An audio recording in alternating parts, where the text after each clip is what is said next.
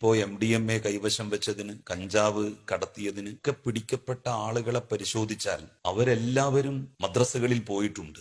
ഒടുവിൽ KT ജലീൽ സമ്മതിച്ചു, ഹിന്ദുക്കൾക്ക് മതപഠനം ഒന്നും കിട്ടുന്നില്ലെങ്കിലും അവർ അത്യാവശ്യം നന്നായിട്ട് പിള്ളേർ വളരുന്നുണ്ട്.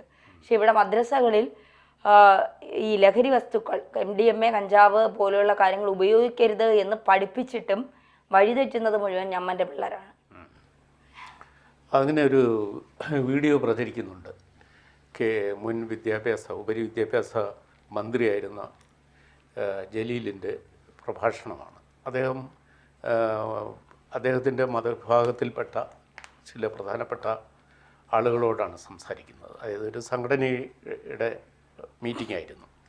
അപ്പോൾ അതിൽ ഇപ്പോൾ ഈ മുല്ലമാർ മദ്രസകൾ വഴി നടത്തിക്കൊണ്ടിരിക്കുന്ന വിദ്യാഭ്യാസം പ്രയോജനം ചെയ്യുന്നില്ല. അതിന് മുസ്ലിം ചെറുപ്പക്കാർക്ക് ധാർമ്മികത തീരെ ഇല്ലാതെയാകുന്നു. അവർ കൂടുതൽ കുറ്റകൃത്യങ്ങളിൽ ചെന്ന് വീഴുന്നു. അതെന്തുകൊണ്ട്? അത് ഈ മതപഠനം കൊണ്ട് പ്രയോജനം കാണാത്തത് എന്തുകൊണ്ട്? മോഷ്ടിക്കരുത്, കള്ളക്കടത്ത് നടത്തരുത്, മയക്കുമരുന്ന് കച്ചവടവും അതിൻ്റെ വ്യാപനത്തിലും വിൽപ്പനയിലും ഉപയോഗത്തിലും ഉൾപ്പെടരുത് എന്നൊക്കെ പാഠം ലഭിച്ചിരുന്നുവെങ്കിൽ, ആ പാഠം അവരുടെ ജീവിതത്തിൽ പ്രാബല്യത്തിൽ വന്നിരുന്നുവെങ്കിൽ ഇങ്ങനെയുള്ള കുറ്റകൃത്യങ്ങളിൽ പിടിക്കപ്പെടുന്നതിലേറെയും മുസ്ലിങ്ങളാകുമായിരുന്നില്ല. ഇത് ജലീലിനെ പോലെയുള്ള KT ജലീലിനെ പോലെയുള്ളവരുടെ ഒരു തിരിച്ചറിവാണ്. അദ്ദേഹം ഇത്രയും നാൾ ഗവൺമെൻറ്റിൻ്റെ ഫണ്ടിങ്ങോടെ മദ്രസ അധ്യാപകർ പ്രവർത്തിക്കുകയാണ്. ജനങ്ങളുടെ ഖജനാവിലെ പണം കൊണ്ടാണ് ഈ മതപഠനം നടക്കുന്നത്. ഒരുപക്ഷെ ആ തരത്തിൽ ഖജനാവിൻ്റെ പണം ഉപയോഗിച്ച് മതപഠനം നടത്തുന്നത് മുസ്ലിങ്ങൾക്ക് മാത്രമാണ് കേരളത്തിൽ.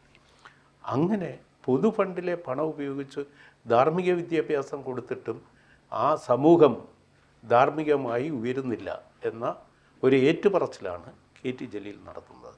അത് എന്തുകൊണ്ട് എന്ന് ഈ പ്രധാനപ്പെട്ട ആളുകൾ ചിന്തിക്കണം. ഇതിൻ്റെയൊക്കെ നടത്തിപ്പുകാരായ നിങ്ങൾ ആലോചിക്കേണ്ട അടിയന്തര ഘട്ടമെത്തിയിരിക്കുന്നു. കേരളത്തിലെ കുറ്റകൃത്യങ്ങളിൽ അകപ്പെടുന്നത് ഇവരുടെ പേരുവിവരങ്ങൾ പരിശോധിക്കുമ്പോൾ ജലീൽ പറഞ്ഞത് കറക്റ്റായ ഒരു സ്റ്റേറ്റ്മെൻറ്റാണ്. പക്ഷേ അതിൻ്റെ കാരണം ഇത്രയും മതപഠനം ഉണ്ടായിട്ടും ഇവർക്ക് ധാർമ്മിക ബോധമില്ലാതെ വരികയും സത്യസന്ധവും ഭക്തിപൂർവവുമായ ശാന്ത ജീവിതം നയിക്കാൻ പറ്റാതെ വരികയും ചെയ്യുന്നുവെങ്കിൽ ഈ മതപഠനം നിഷ്പ്രയോജനമാണ് എന്നാണ് ഭയങ്കരനാണ് അദ്ദേഹം സൂചിപ്പിക്കുന്നത്. അതേസമയത്ത് നേരെ മറിച്ച് മതപഠന ക്ലാസ്സുകളിലൊന്നും പങ്കെടുക്കാത്ത ഹിന്ദുക്കളിൽ അത്തരം കുറ്റവാസനകൾ കുറവാണ്. ഹിന്ദുക്കൾക്ക് ഈ തരം പാഠങ്ങൾ അവരുടെ വീടുകളിൽ നിന്ന് ലഭിക്കുന്നുണ്ടാകാം, ഇല്ലായിരിക്കാം. ഹിന്ദുക്കളിൽ ദൈവവിശ്വാസമുള്ളവനും ദൈവവിശ്വാസം ഇല്ലാത്തവനുമുണ്ട്. ഒരു ഹിന്ദു എന്ന് പറഞ്ഞാൽ അവൻ എങ്ങനെ വേണമെങ്കിലും ജീവിക്കാം, വിശ്വാസിയാകാം അവിശ്വാസിയാകാം. പക്ഷേ അവന് ധാർമ്മിക ബോധം കൂടുതലുണ്ട് എന്നാണ് അന്യമത വിശ്വാസിയായ ഒരു ഉൽപ്പതിഷ്ണുവിൻ്റെ KT ജലീൽ എന്ന് പറയുന്ന ആൾ ഒരു ഉൽപ്പതിഷ്ണുവാണ്. 13 വർഷം കോളേജ് അധ്യാപകനായി പ്രവർത്തിച്ച ആളാണ്. ഇസ്ലാമിക് സ്കോളറാണ് അദ്ദേഹം കേരള മുഖ്യമന്ത്രിക്ക് ധാർമ്മിക പാഠങ്ങൾ ഉപദേശിച്ചിട്ടുള്ള ആളാണ്. പ്രസംഗിക്കാൻ വിഷയം കൊടുക്കുന്ന ആളാണ്. അപ്പോൾ നമുക്കറിയാമല്ലോ ശംഖുമുഖത്തെ ബക്കറ്റിലെ വെള്ളത്തിൻ്റെ സാരോപദേശകതയൊക്കെ അത് ഏത് സോഴ്സിൽ നിന്നൊക്കെ നമുക്ക് ഊഹിക്കാൻ പറ്റും. അപ്പോൾ ആ തരത്തിലുള്ള ഒരു സ്കോളർലി ആയിട്ടുള്ള ചിന്താശേഷിയുള്ള ഒരു നേതാവ് അദ്ദേഹത്തിൻ്റെ സമുദായത്തിലെ പ്രമാണിമാരായ ആളുകളോട് ഉപദേശിക്കുന്നത് നമ്മൾ പഠിപ്പിക്കുന്നതും നമ്മൾ നടത്തുന്ന വിദ്യാലയങ്ങളും എല്ലാം അർത്ഥശൂന്യമായിരിക്കുന്നു. ഇത് വഴി നമുക്ക് ഉള്ള യുവാക്കൾക്ക് കിട്ടിയിരിക്കുന്ന പാഠം കൊണ്ട് ഈ സമൂഹത്തിന് യാതൊരു ഗുണവുമില്ല എന്ന് മാത്രമല്ല അവർക്ക് തന്നെ അത് ദോഷം ചെയ്യുന്നു. അപ്പോൾ ഇതുകൊണ്ട് എന്താണ് പ്രയോജനം? അപ്പം അത് നമ്മുടെ മതത്തിൻ്റെ കുഴപ്പമാണോ അതോ മതം പഠിപ്പിച്ച രീതിയുടെ കുഴപ്പമാണോ? അത് വ്യാഖ്യാനിച്ചതിൻ്റെ കേടാണോ അത് ഉൾക്കൊണ്ടതിൻ്റെ കേടാണോ? എവിടെ ഒരു തകരാറുണ്ടല്ലോ, അതേക്കുറിച്ചൊരു വീണ്ടും വിചാരം നടത്താൻ ശരിക്കും അദ്ദേഹം നല്ല ഒരു നിർദ്ദേശമാണ് മുന്നോട്ട് വച്ചിരിക്കുന്നത്. അതിൻ്റെ കേൾവിക്കാർ മാത്രമല്ല ആ സമുദായത്തിലെ ഉത്തരവാദിത്തപ്പെട്ട ആളുകൾ, നേതാക്കന്മാർ പ്രത്യേകിച്ചും ഈ ജലീലിൻ്റെ പ്രസംഗത്തിൻ്റെ അന്തസത്ത ഗൗരവതരമായിട്ട് ഉൾക്കൊള്ളേണ്ടതാണ്. സാർ, അപ്പോൾ ഈ BJP സർക്കാർ ഈ മദ്രസകളൊക്കെ പൂട്ടണം, മദ്രസകളിലൊക്കെ പഠിപ്പിക്കുന്ന കാര്യങ്ങൾ അത്ര പ്രത്യേകിച്ച് പഠിച്ചിറങ്ങുന്നവർ അത്ര രാജ്യത്തിന് ഉതകുന്ന തരത്തിലുള്ള കാര്യങ്ങളല്ല അവിടെ നിന്ന് മനസ്സിലാക്കുന്നത് എന്നൊക്കെയുള്ള വിമർശനങ്ങൾ ഉന്നയിച്ചിരുന്നു. ജലീലിൻ്റെ ഈ വാക്കും അതും കൂടി നമ്മൾ കൂട്ടി യോജിപ്പിച്ച് നോക്കുമ്പോൾ ശരിയല്ലേ ചില സംസ്ഥാനങ്ങളിലെ BJP നേതാക്കൾ അല്ലെങ്കിൽ BJP സർക്കാർ ആവർത്തിച്ച് പറയുന്നത്?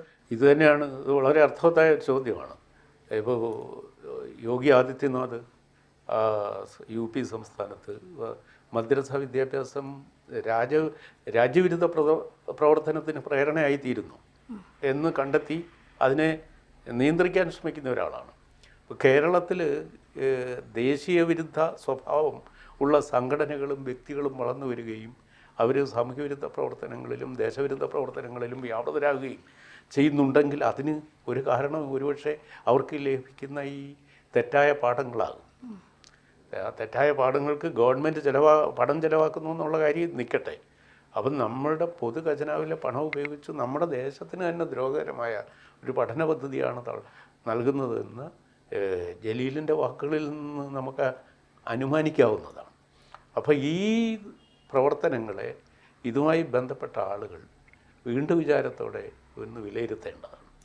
നമുക്കറിയാം കേരളത്തിലെ ഒരു കഴിഞ്ഞ 25 വർഷത്തിനുള്ളിൽ നടക്കുന്ന കുറ്റകൃത്യങ്ങളുടെ മുഖ്യ സ്ഥാനങ്ങളിൽ കള്ളക്കടത്ത്, കൊലപാതകങ്ങൾ, മയക്കുമരുന്നിൻ്റെ ഉപയോഗവും അതിൻ്റെ വിൽപ്പനയും ഇതുപോലെയുള്ള കാര്യങ്ങളിലൊക്കെ അകപ്പെട്ടിരിക്കുന്നത് ഈ മദ്രസ പഠനത്തിൻ്റെ ബാക്ക്ഗ്രൗണ്ട് ഉള്ളവർ ആണ് എന്ന് വ്യക്തമാണ്. അപ്പം മദ്രസകളിലൂടെ ലഭിക്കുന്ന മതപാഠം ശരിയായ അർത്ഥത്തിലല്ല അവർ ഉൾക്കൊള്ളുന്നത്. അതിലെ പറഞ്ഞിരിക്കുന്ന വിലക്കിയിരിക്കുന്ന കാര്യങ്ങളെല്ലാം അവർ ഒരു സങ്കോചം കൂടാതെ ചെയ്യുകയാണ്.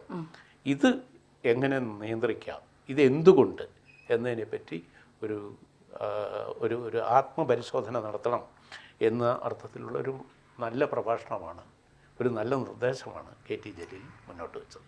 KT ജലീലിൻ്റെ ഇത്തരം പ്രസ്താവനകൾ അല്ലെങ്കിൽ ഇത്തരം പ്രസംഗങ്ങൾ അത് സമൂഹത്തിൽ അല്ലെങ്കിൽ അദ്ദേഹത്തിൻ്റെ മതത്തിൽ നിന്ന് തന്നെ അദ്ദേഹത്തിന് പ്രതിഷേധം വരാൻ സാധ്യതയില്ലേ? അല്ല, അതിനെ അവരുടെ ഉള്ളിൽ തന്നെയുള്ളവർ എങ്ങനെയാണ് എടുക്കുന്നതെന്നൊരു റിയാക്ഷൻ അതിൻ്റെ നമ്മൾ കേട്ടില്ല. പക്ഷേ അദ്ദേഹം പറഞ്ഞത് ഒരു വസ്തുതയാണെന്നുള്ളത് ആർക്കും തള്ളിക്കളയാൻ പറ്റില്ല. കാരണം കുറ്റകൃത്യങ്ങളുടെ പട്ടിക എടുത്തു നോക്കാം, തെളിവുകൾ മുന്നിൽ നിൽക്കുകയല്ലേ. അടിക്കടി ഉണ്ടാകുന്ന കുറ്റകൃത്യങ്ങളിലും കൊലപാതകങ്ങളിലും ഒക്കെ ഉൾപ്പെടുന്ന ആളുകളുടെ പല പേരുകളുമാണല്ലോ ഇതിന് സൂചന. ഇപ്പം നമ്മുടെ മാധ്യമങ്ങൾ പലരും അവസാനം ഈ കുറ്റവാളികളെ പിടിക്കുന്ന കുറ്റവാളികളുടെ പേര് പ്രസിദ്ധീകരിക്കാതായി. കാരണം അതൊരു മതവിദ്വേഷം, ഒരു പ്രത്യേക മതത്തിലുള്ള ആളുകൾ കൂടുതൽ വരുന്നത് സമൂഹത്തിൽ ചില അന്തഃഛിദ്രമുണ്ടാക്കും എന്ന് ഭയന്നിട്ട് മാധ്യമങ്ങൾ പലതും കുറ്റവാളികളുടെ പേര് കേസ് രജിസ്റ്റർ ചെയ്തതിന് ശേഷം കൊടുക്കാമെന്ന് വിചാരിച്ചിട്ട് മറച്ചു വയ്ക്കുന്നുണ്ട്. അപ്പോൾ ഈ ഒരിക്കലൊരു കള്ളക്കടത്ത് കേസ് നെടുമ്പാശ്ശേരിയിൽ പിടിക്കപ്പെട്ടപ്പോൾ അതിൻ്റെ പ്രതികളുടെ പേരില്ല. അപ്പോൾ ഞാൻ അത് റിപ്പോർട്ട് ചെയ്യാനും അത് പ്രസിദ്ധീകരിക്കാനും ഇടയായ പത്രാധിപന്മാരെ വിളിച്ചു. അപ്പോൾ അവർ പറഞ്ഞത് അത് കോടതിയിലെത്തി അവരെ ശിക്ഷിച്ചതിന് ശേഷം കൊടുക്കുന്നതല്ലേ ഭംഗി, നമ്മുടെ അങ്ങനെയല്ലല്ലോ നിങ്ങൾ മറ്റുള്ള കാര്യങ്ങളിൽ ചെയ്യുന്നത്. അപ്പോൾ അവർ ചിരിക്കും, ഇതേപോലെ തന്നെ അവരും ചിരിക്കും. അപ്പോൾ അവർ ഇത് അറിഞ്ഞുകൊണ്ട് ചെയ്യുന്നതാണ്. ആണോ? അപ്പോൾ ആ സന്ദർഭത്തിൽ ഈ സാമൂഹിക യാഥാർത്ഥ്യം തിരിച്ചറിഞ്ഞുകൊണ്ടാണ് മുൻ വിദ്യാഭ്യാസ മന്ത്രി ഈ ഒരു ഏറ്റുപറച്ചിൽ പോലെ ഈ കാര്യം സംബന്ധിച്ചത്.